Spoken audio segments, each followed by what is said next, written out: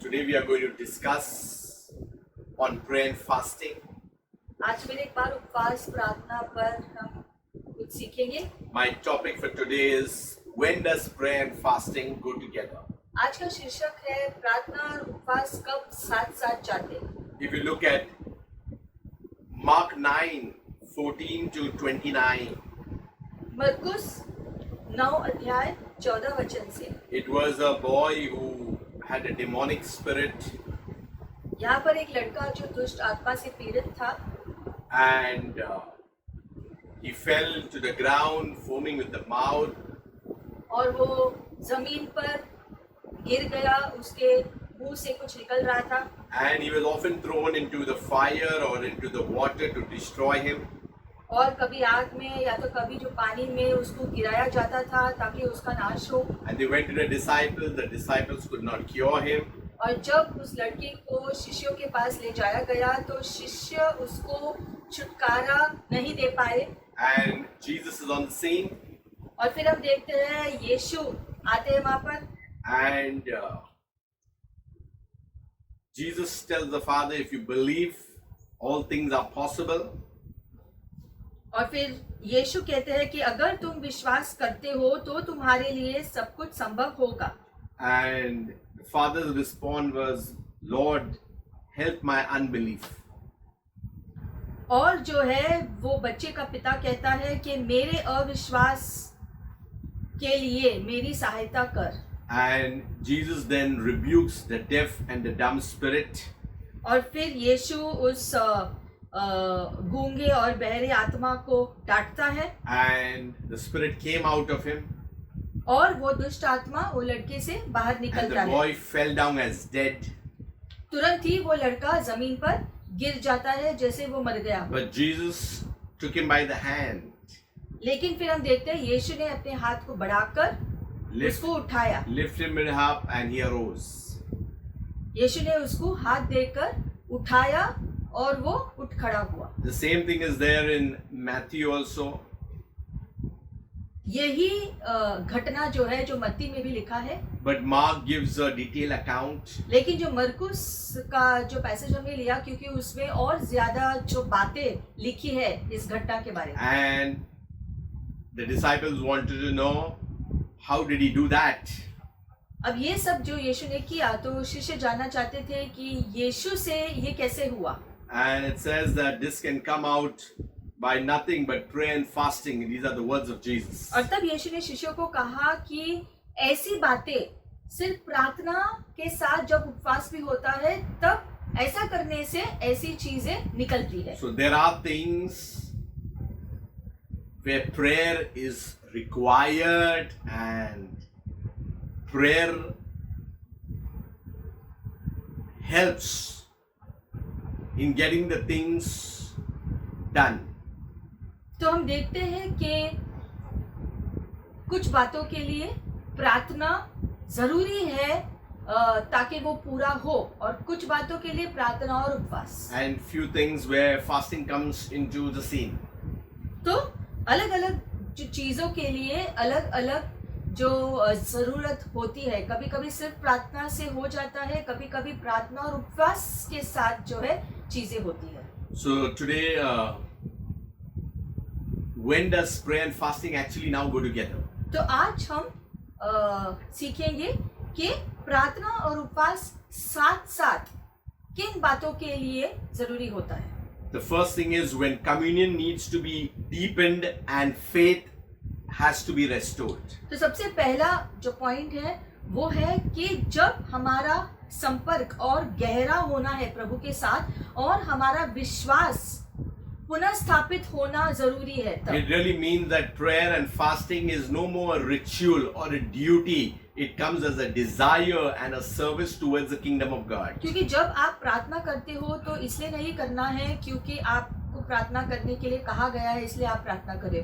प्रार्थना जब आप करते हो तो आपके खुद के हृदय से, खुद की इच्छा से आपको करना है, तब उसका फल आता है। Because communion is coming together, is getting oneness. क्योंकि ये जो संपर्क जो प्रभु के साथ रखना है, ये इन जो समय में आपको परमेश्वर के साथ एकांत में जो समय बिताना है जहाँ आपका रिश्ता परमेश्वर के साथ और गहरा होता जाता है। So once it deepens, faith has to be restored. और जब आपका रिश्ता परमेश्वर के साथ और गहरा होता है तो अपने आप आपका विश्वास भी फिर से स्थापित हो जाता है। Because faith is something that grows along with time. क्योंकि विश्वास जो है जो समय से और थोड़ा थोड़ा ज्यादा होता जाता है। If you see Romans 8:28, देखेंगे Romeo 8:28, it says, and we know that all things work together for the good of those who love him. लिखा है और हम जानते हैं कि सारी बातें जो है उनके लिए अच्छा ही होता है, वो लोग जो परमेश्वर से प्रेम रखते हैं, To those who are called according to his purpose. और वो जो उसके उद्देश्य के लिए बुलाए गए। So, important thing is for those who love him and for those who are called according to his purpose. तो जो लोग जो परमेश्वर से पूरे हृदय से सच्चे हृदय से प्यार करते हैं और जिनको परमेश्वर ने उसके उद्देश्य के खातिर बुलाहट दी है, ऐसे लोग। That means we are born again for a purpose of communion. यानी कि हमारा जो है नया जन्म हुआ है ताकि हमारा रिश्ता जीवित परमेश्वर के साथ रोज के जीवन में हो। A relationship is being re-established and it has to get deeper into intimacy. हमारा रिश्ता परमेश्वर के साथ और गहरा होता जाता है और उसमें जो है एक जो सच्चाई का जो माप जो है जो बढ़ जाता है प्रार्थना में। My second point, when prayer needs to be empowered and victories have to be won. दूसरा है कि जब प्रार्थना और सामर्थ्य बनाना है और आपका विजय हासिल करना है। How do you empower prayer, a communication? तो आपका प्रार्थना यानी कि आपका जो संपर्क परमेश्वर के साथ वो और ज्यादा सामर्थ्य कैसे हो सकता The है? Bible speaks about enter his gates with thanksgiving and his courts with praise. Bible कहता है कि उसके आंगनों में स्तुति के साथ और उसके फाटकों में धन्यवाद के साथ आपको अंदर आना है। You don't go before the king and you make your list. You first praise him, you honor him, you bow before him, you stay here, you are in awe of him, and then he says like, what do you want, and then you make your request. उसका मतलब क्या है कि हम जब परमेश्वर की उपस्थिति में जा रहे होते हैं तो ऐसे ही परमेश्वर के सामने नहीं जाते हैं, एक भेंट लेकर जाते हैं या कुछ तो जैसे पहले राजा के सामने लेकर जाते थे वैसे ही परमेश्वर के सामने कुछ लेकर जाना है, कोई भेंट कोई भी तोहफा। तो उसी प्रकार से स्तुति आराधना लेकर हम परमेश्वर के सामने जाते हैं। In the kingdom we pray in tongues, in the language of heaven. जैसे राज्य में प्रवेश करने के बाद हम अन्य भाषा में प्रार्थना करना शुरू करते हैं। To empower prayer in a greater way, fasting is needed. और इसलिए प्रार्थना को और सामर्थ्य बनाने के लिए उपवास जोड़ना है। Because fasting breaks away the things of the flesh so that we can hear the king better. क्योंकि उपवास से जो है दैहिक चीजें टूटती है जिससे वो खुलासा आता है परमेश्वर की उपस्थिति में खुले रीति से प्रवेश करते हैं। Prayer gives us an understanding of the things in the spiritual as well as in the natural happenings. प्रार्थना से आत्मिक चीजें और शारीरिक चीजों का दृष्टि साफ होने लगता है। That's why in Mark 9:29 it says, Jesus said to them, this kind can come out by nothing but only prayer and fasting. और इसलिए जो मरकुस 9 में हमने जो पढ़ा उसमें यीशु ने क्या कहा था कि ऐसी चीजें जो है ऐसे छुटकारे सिर्फ प्रार्थना और उपवास के साथ निकलता है। When prayer has to go with fasting, victories are won. और जब जैसे यीशु ने कहा कि जब प्रार्थना और उपवास करते हैं तब विजय मिलता ही है। See, the enemy recognizes the opposite party. शत्रु जो है अपने विरोधी को पहचानता है। He knows exactly who's praying, who's fasting, who's doing what. वो जानता है कि कौन प्रार्थना कर रहा है, कौन प्रार्थना और उपवास कर रहा है और कौन कैसा वो चीजें करता है। But those who are in the kingdom are not bothered because we are in the purposes of God when we are doing the things of God. लेकिन आप जब परमेश्वर के राज्य में शामिल है तब आपको शत्रु का या शैतान का जो है चिंता नहीं करना है, क्योंकि हम जानते हैं कि राज्य के अंदर होने के नाते परमेश्वर की सुरक्षा, उपलब्धि और उसकी उपस्थिति में हम जीते हैं। Because every believer who knows the things of God is already in the position of the victory in Christ. क्योंकि जो भी प्रभु यीशु को जानते हैं, परमेश्वर को पहचानते हैं, वो पहले से ही परमेश्वर के चीजों में शामिल है। It takes me to my next point. When confession needs to be made and forgiveness has to be sought. जब आपको अंगीकार करना जरूरी है चीजों के बारे में और क्षमा पाना जरूरी है। So we need to understand what is the importance of our confession. तो हमारे अंगीकार का महत्व क्या है? See, when you profess or you confess, जैसे जब आप अंगीकार करते हो, you begin to possess because the things of God, the word of God is hidden in your heart. जब आप चीजों को मुख से अंगीकार करते हो, तब आप चीजों को उसी समय जो पा लेते हो, क्योंकि आपने विश्वास से उन चीजों को कहा जिससे वो चीजें आपके पास आ जाती। See, the Bible is very clear in 1 John 1:7. 1 यूहन्ना 1:7 में लिखा गया है, If we walk in the light as he is in the light, अगर हम प्रकाश में चलते हैं जैसे वो प्रकाश में है, then we have fellowship with one another. तो हमारा एक दूसरे के साथ संगति है। Walking in the light of the Lord will bring true fellowship among the citizens of the kingdom. और जब हम परमेश्वर की रोशनी में चलते रहते हैं, तभी ही हम एक दूसरे के साथ संपर्क ठीक रीति से रख पाएंगे। That means there is no falsehood, there is no pretense, there is no putting a mask, because there is where the blood of Jesus will come and cleanse us of every sin. ठीक रीति से का मतलब है कि आप कोई मुखौटा पहने हुए एक दूसरे से बातें करना नहीं पड़ेगा, और जो है एक दूसरे से कुछ छिपाना नहीं पड़ेगा, या कोई भी ढोंगीपन नहीं करना जो होगा, क्योंकि आप खुले रीति से, जो पारदर्शी मन से एक दूसरे के साथ हो। So today is a problem. We say, how are you? We say fine. Actually, many things are not fine. जैसे दो लोग जब एक दूसरे को पूछते हैं कि कैसे हो, तो वो कहते हैं कि हाँ मैं ठीक हूँ, जबकि शायद चीजें ठीक नहीं हो। See, the verse says, if we say we have no sin, we deceive ourselves and the truth is not in us. आगे लिखा है कि अगर हम कहे कि हमारे पास कोई जो पाप नहीं है, तो हम खुद को धोखा देते हैं और सच्चाई तब हमारे अंदर नहीं है। Many things, when there is self inside of us, we just want to say that we are fine, we are all right, we don't need God. और जब हम खुद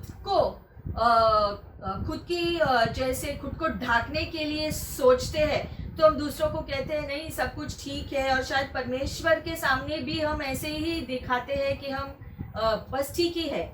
And because we got a few material things, we feel we are blessed. We don't need prayer, we don't need assembling together, we don't need fasting, because things are going on well. और इसीलिए जो लोग सोचते हैं कि दुनिया की चीजें होने की वजह से उनको किसी चीज की जरूरत नहीं है, तो उनको ऐसा लगता है कि परमेश्वर की जरूरत नहीं है, या आशीष सब कुछ मेरे पास है, मुझे किसी चीज की जरूरत ही नहीं है।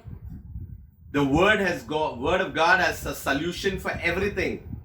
अब जो भी समस्या है, या जो बातें हैं, या जो भी बातें हैं, हर चीज का हल आपको बाइबल में मिलेगा, हर चीज का जवाब आपको बाइबल में मिलेगा। In verse 9 it says, if we confess our sins, he is faithful and just to forgive us of all sin. जैसे बाइबल में लिखा गया है, अगर आप सच्चे हृदय से अपने पापों की क्षमा मांगोगे, तो वो विश्वसनीय है आपको आपके सारे पापों के लिए क्षमा करने के लिए और तुम्हें शुद्ध करने के लिए। That's why when we go in prayer and fasting breaks down the nature of pride and rebellion.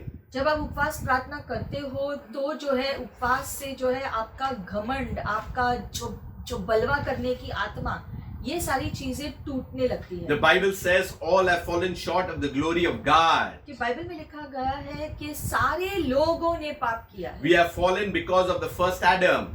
क्यों सारे लोगों ने पाप किया है? जो पहले आदम की वजह से। But today we are risen by faith because of the second Adam, Jesus Christ. लेकिन आज हम फिर से उठे हैं, क्यों? यीशु मसीह की वजह से। That's why our confession is to God the Father through our Lord Jesus Christ. और इसलिए जब हम अंगीकार करते हैं हमारे परमेश्वर के सामने, तो यीशु मसीह के द्वारा उसके लहू के द्वारा जो है क्षमा मांगते हैं और जो है प्रभु से जो है अपने सारे पापों की क्षमा मांगकर जो है उससे मुआफी को पाते हैं। That's why today when we enter the throne of grace, it's not by our works, but by the blood of Jesus. और इसलिए उसके अनुग्रह के सामने हम आते हैं खुद के धार्मिकता की वजह से नहीं, लेकिन यीशु मसीह के लहू के वजह से हम प्रभु के सामने आ पाते हैं। That's why when there is a confession, there is also a forgiveness. और इसलिए जब हम सच्चे हृदय से अंगीकार करते हैं, क्षमा मांगते हैं, तो यीशु के लहू से हमें शुद्ध किया जाता है। See, earlier in the first point, where there is a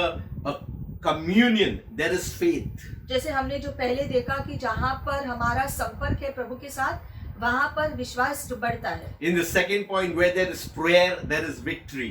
दूसरी बात हमने सीखा कि जहाँ पर प्रार्थना है वहाँ पर जो विजय होता है। In the third point, where there is a confession, there is a forgiveness. तीसरी बात जहाँ पर अंगीकार करते हैं वहाँ पर हमको क्षमा मिलता है। We move to the fourth point. चौथा पॉइंट है, When sin needs to be exposed, then wrong has to be put right. जब पाप का खुलासा करना होता है तब गलतियों को सुधारना जरूरी है। We will look at Psalms 139, भजन संहिता में देखेंगे verse 23 and 24.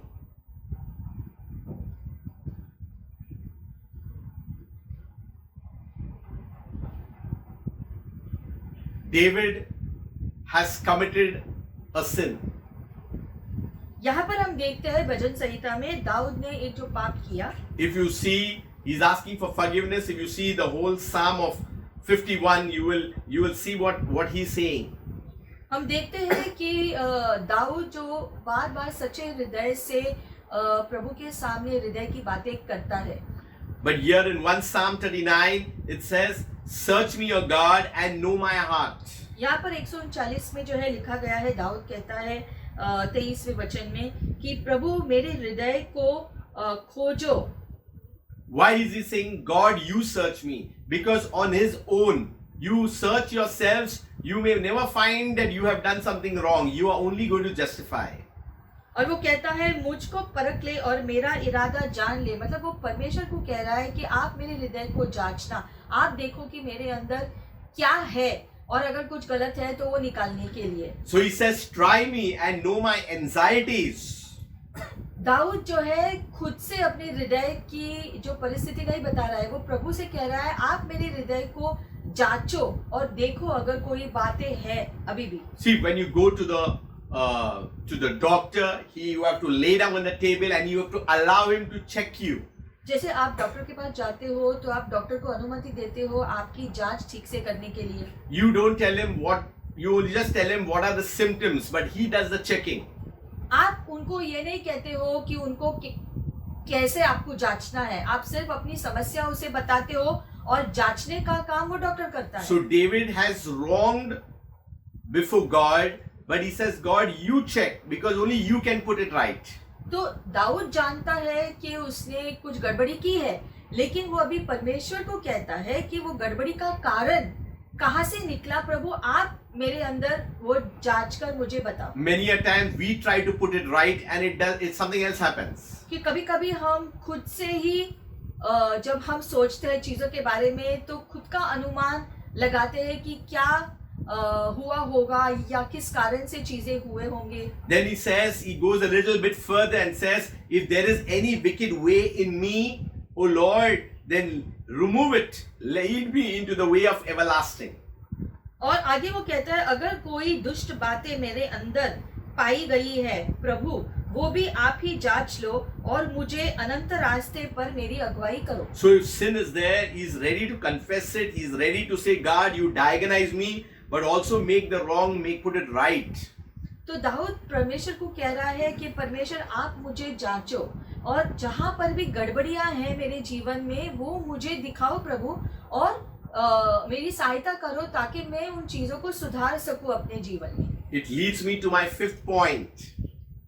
अब आगे 5वें पॉइंट पे जाएं। That's why prayer and fasting needs to go together. और इसलिए सारे कारणों के लिए उपवास और प्रार्थना साथ में होना जरूरी है। Prayer is good, but when fasting is there, it is much better. प्रार्थना करना बहुत अच्छा है, लेकिन जब प्रार्थना और उपवास करते हैं तो वो उससे भी बेहतर होता है। That's why we need to learn in our 40 days of fasting what it really means to fast and what happens in our daily lives. What is our mind is being renewed. Lot of things are happening, but it is a process. तो इसलिए ये 40 दिन की उपवास प्रार्थना जो हम कह रहे हैं, हमें देखना है, जांचना है कि हमारे मन में, हृदय में क्या है, ताकि ये प्रक्रिया का समय जो है हमारे लिए फलदायी साबित हो। It gives God plenty of time to examine you. That means you're on the table more. और इसलिए ये 40 दिन जो ज्यादा समय है, इसलिए जो है ज्यादा दिन आपके पास है खुद को परमेश्वर के सामने सौंपने के लिए, ताकि परमेश्वर आपके जीवन में जो जरूरत है करने का वो करे। It makes you more patient to stand before the Lord. इससे आप ज्यादा सहनशील हो जाओगे परमेश्वर के सामने रुके हुए रहने के लिए। Whatever may be our mistakes, but God will put it right. और चाहे हमारी गलती जो भी हो, हमारा पाप जो भी हो, परमेश्वर उसको सुधार सकता है। So my fifth point is when guidance needs to be received and decisions need to be taken care of. इसलिए 5वां पॉइंट है कि जब अगुवाई की हमें जरूरत है और हम उस अगुवाई को पाते हैं, तब हम निर्णय ले पाते हैं। But many times we only think about ourselves, about the things concerning us, about our families. बहुत बार हम सिर्फ खुद के बारे में सोचते हैं या हमारे परिवार के बारे में सोचते हैं या वो सारी चीजों के बारे में जो हमसे जुड़ी है। But if you see Luke 6, लेकिन लूका 6 में अगर हम देखते हैं, the Bible says in verse 12, now it came to pass in those days that he went out to the mountain to pray and continued all night in prayer to God. 12 और 13 में लिखा गया है, 12 में लिखा गया है कि अब ऐसा हुआ उन दिनों में कि जैसे वो पहाड़ी पर गया प्रार्थना करने के लिए और वहां पर पूरी रात निरंतर उसने परमेश्वर से प्रार्थना किया। That means he's looking at his ministry and he's putting it that in the forefront. यहाँ पर स्पष्ट रीति से दिखता है कि यीशु ने हमेशा अपनी सेवकाई पर ध्यान देते हुए निरंतर प्रार्थना में समय बिताया। That means I believe that he was discussing with God which are the 12 he's going to choose now. मतलब कि जो भी यीशु सेवकाई में करना चाहते थे आगे, जैसे कि 12 शिष्यों को चुनना, उसने पहले परमेश्वर से संपर्क किया, परमेश्वर से बातें की, प्रार्थना की, ताकि वो उसका मार्गदर्शन करे किन चीजों को कैसे करना है उसके लिए। So it says when it was day he called the disciples to himself. अगले वचन में लिखा है जब दिन हुआ तब वो गया और शिष्यों को अपने पास बुलाया। And from them he chose 12 whom he also named apostles. सारे शिष्यों में से उसने जो 12 लोगों को चुना जिसे उसने प्रेरित नाम दिया। So I believe that when he prayed, God gave him the names exactly whom would be the disciples and who would be with him at all times. मतलब कि जब पूरी रात यीशु ने प्रार्थना में समय बिताया, तब उससे उसकी अगुवाई की गई कि वो जो 12 नाम जिनको उन्हें चुनना है, वो नाम उसे रात में मिला। तो जब वो दिन में गए शिष्यों के पास, तो शिष्यों में से इन 12 लोगों को उसने अलग किया। I believe that today's church has been chosen by God because of prayer.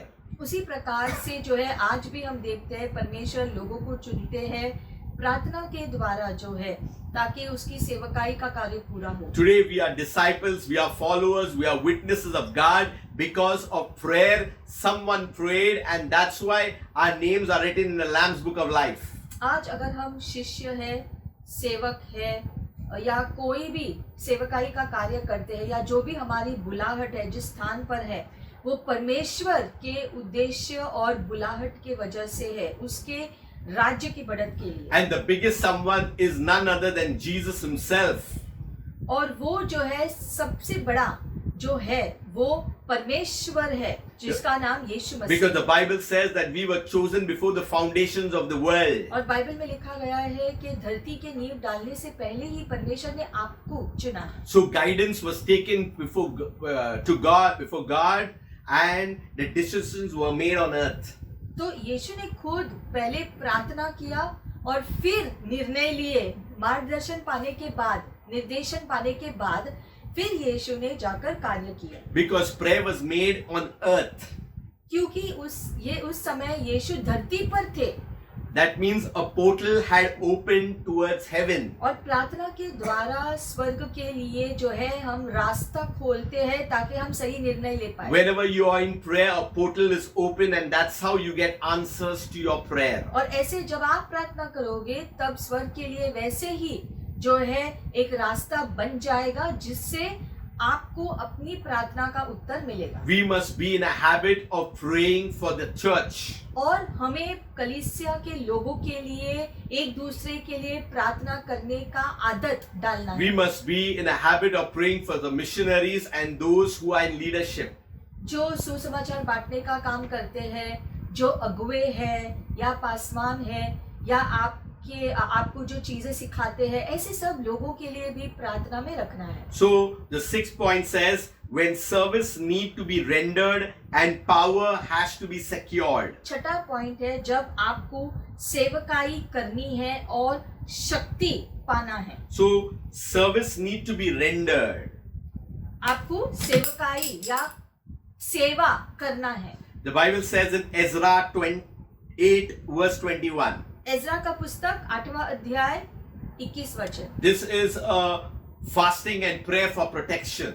अब यहाँ पर प्रार्थना और उपवास सुरक्षा को पाने के लिए है। It says that then I proclaimed a fast there at the river Ahava. फिर लिखा गया है कि मैंने एक उपवास की घोषणा किया आहवा के नदी के पास, So that we may humble ourselves before our God, ताकि परमेश्वर के सामने हम खुद को नम्र बना सके, to seek from Him the right way for us and our little ones and all our possession. ताकि उसकी दृष्टि में जो सही रास्ता है वो हम चुने हमारे लिए और हमसे छोटे जो बच्चे हैं उनके लिए और सारी चीजें जो हमसे जुड़ी हुई है सारी बातों के लिए। Fasting helps us to humble ourselves in humility towards God, to seek Him.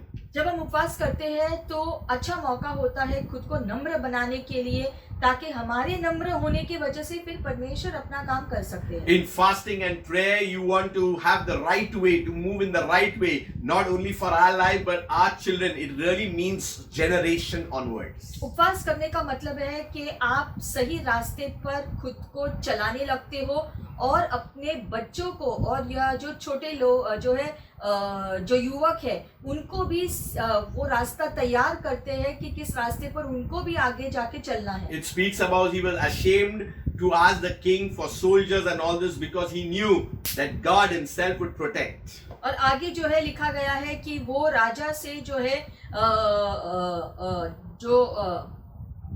सेना या फिर जो है घुड़सवार ये सारी चीजें मांगने के लिए उसको शर्मिंदा महसूस हो रहा था, क्योंकि वो अपनी निर्भरता जो मनुष्य पर नहीं रखना चाहता था, वो अपनी पूरी निर्भरता परमेश्वर पर रखना चाहता था, इसलिए दुनिया की सहायता लेने के लिए वो झिझक रहा था। Hence we trust not in the riches, we don't trust in horses and chariots, but we trust in the name of the Lord. जैसे एक और वचन कहता है कि हमारा विश्वास जो है घोड़ों पर नहीं है और रथों पर नहीं है, लेकिन परमेश्वर के नाम के ऊपर हमारा विश्वास है। The seventh point, when revival needs to be experienced and tears have to be shed. सातवां पॉइंट है कि जब पुनः जागरण का अनुभव करने की जरूरत है हमें और आंसू बहाने की जरूरत होती है। Revival means that something has been dead, it needs to be revived. पुनः जागरण का मतलब है कि ऐसी बातें जो मृत हो गई है ऐसी चीजों को फिर से जिलाना। There are times when we are down, when things are down, and that we need a reviving to come up. We need to encourage ourselves in the Lord. जब हमें ऐसा महसूस होता है कि हम हारने वाले हैं या जो है हारा हुआ महसूस करते हैं ऑलरेडी, तो जो है ऐसे उपवास करने से जो है एक जागृति उभरने लगती है जिससे हम फिर से उठ खड़े होने लगते हैं। And that's why tears need to be shed. That means there has to be some kind of spiritual mourning. Lord, do something. We regret. Restore our soul. और ऐसे जागरण को पाने के लिए आपको शायद आंसू बहाना पड़े। आंसू बहाने का मतलब है कि आप पूरे हृदय से जो है चिल्लाकर जो है पूरे हृदय से उग्रता से परमेश्वर को खोजते हो कि प्रभु आप ही अभी कुछ करो, प्रभु आप पूरे हृदय से उसको पुकारते हो, तब आंसू निकलते हैं. Even here about Ezra, it's not about himself or about a particular family. It's about the captives, those who are taken captives. और इसलिए एजरा जो है उसका भी दृश्य खुद के ऊपर नहीं था, लेकिन वो सारे लोगों के बारे में था जो बंदी में थे, तो उनके लिए जो है दूसरों के छुटकारे के लिए वो पुकार रहा था. It was also about because the wall of Jerusalem had been broken down and the gates, they were burned with fire. So that he was hurt, he was grieved to see all these things happening. क्योंकि यरूशलेम के फाटकों को गिराया गया था और इसलिए जो है उसको फिर से जो बनाने की तीव्रता के लिए जो है वो चिल्लाकर प्रभु से सहायता मांग रहा था ताकि उसका फिर से निर्माण हो सके. If you see verse 4, so it was when I heard these words that I sat down and I wept. और इसलिए इसने कहा कि लिखा गया है जो वचन में नेहमाया की पुस्तक पहले अध्याय में जो है लिखा गया है कि मैंने पुकारा और उसने सुना. We all know that the walls that Nehemiah built, but we do not know really what actually happened, what transpired. He had to weep. He had to really have it in his soul that yes, something has to be done. बहुत लोग जानते हैं कि नेहमाया ने जो है उसका निर्माण किया, लेकिन वो निर्माण करने की प्रक्रिया में उसको क्या क्या करना पड़ा ये कोई नहीं जानता है. उसे हृदय से रोना पड़ा, प्रभु से जो है सहायता मांगनी पड़ी, बहुत सारी चीजें करनी पड़ी, हृदय से प्रभु को पुकारते हुए तब उसका निर्माण हो पाए. This is the holy mourning.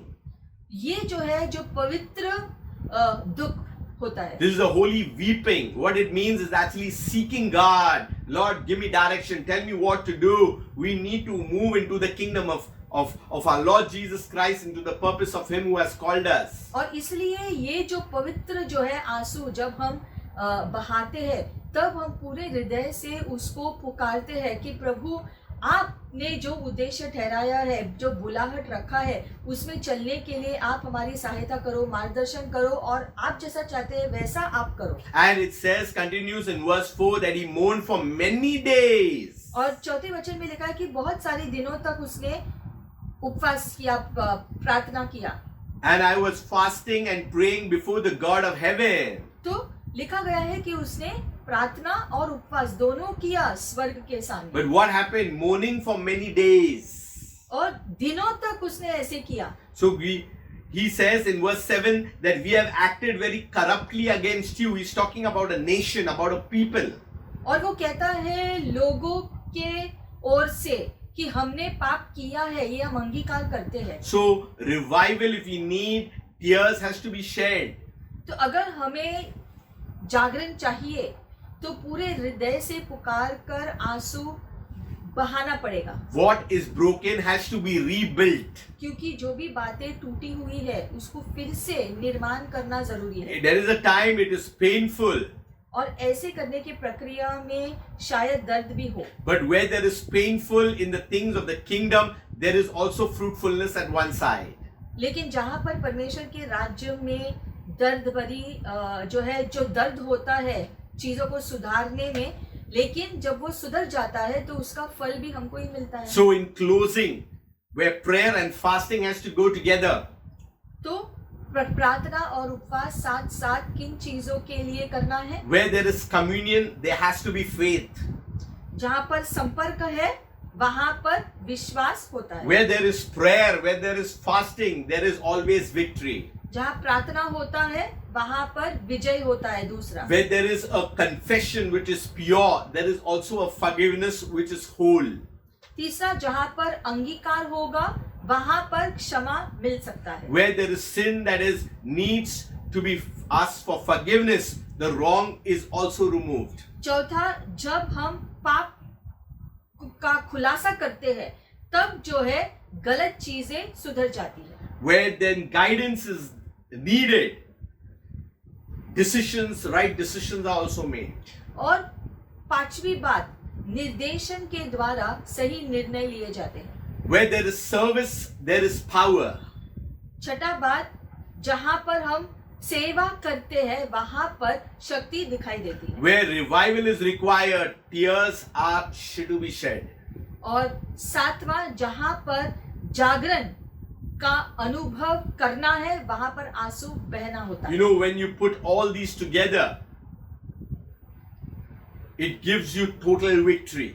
ये सारी बातें जब हम करते हैं तो संपूर्ण विजय हमें मिलेगा। Many a time we want it very, very fast. कभी कभी हमें जल्दी जल्दी सारी चीजें चाहिए, But it says that mourning took a couple of days along with prayer and along with fasting. लेकिन जैसे हमने वचन में पढ़ा कि कभी कभी चीजों को काफी दिन लगता है और प्रार्थना के साथ साथ उपवास करना भी लगता है। I encourage each one of you, और इसलिए हम आपको प्रोत्साहन देना चाहते हैं through any matter of crisis, take it up to God first. कि किसी भी प्रकार का संकट हो वो परिस्थिति को पहले प्रभु के सामने जाकर रखो। Secondly, do not make it only your individual prayer. Make it a church, a service unto God. दूसरी बात, आप सिर्फ खुद के लिए ही प्रार्थना नहीं करो लेकिन सबके लिए प्रार्थना करो, वो प्रभु के लिए आपकी सेवा होगी। When we were young and as a child, we prayed for ourselves, but as we matured, we have to pray for the body of Christ. शुरू में जब प्रार्थना करना सीखते हैं लोग तो खुद के लिए प्रार्थना करते हैं, लेकिन जैसे जैसे समय बीतता जाता है हमें दूसरों के लिए प्रार्थना करना शुरू करना है। So as self is going, the things of God comes into our life. और जितना हम खुद के प्रति से जो है खुद की ओर से जो है दृष्टि हटाएंगे, दूसरों पर लगाना शुरू करेंगे, तब जैसे वैसे आशीषें बहने लगी। Once again, I encourage you, as we are joined together, we'll continue to pray, we fast, we do things together in the service of our Lord Jesus Christ. उसी प्रकार से जो है हम अब इस दिनों में जो है एक साथ मिलकर एकत्र होके यीशु मसीह की इच्छा को पूरा करेंगे। It's not only these 40 days, but it's a continuous thing that we continue to pray also. और एकत्र प्रार्थना करना एक दूसरे के लिए सिर्फ ये 40 दिनों के लिए नहीं है, इसके बाद भी एक दूसरे के लिए प्रार्थना करना जारी रखेंगे। May God continues to bless you. और परमेश्वर आपको इसके द्वारा आशीषित करता रहे। May His word go deeper down into your hearts. और हमारी प्रार्थना है कि परमेश्वर का वचन आपके हृदय में जा बसे। May the revelation of God come to you. और परमेश्वर के वचन का प्रकटीकरण आपको मिले। May God continuously speak to you. और हमारी प्रार्थना है कि परमेश्वर आपसे बातें करे। And may you see and understand the wonderful things of God. और परमेश्वर की अद्भुत बातों की समझ आपको आए। Shalom and God bless you. शालोम, प्रभु आपको आशीषित करे। Until we meet next time. जब तक हम फिर से न मिले।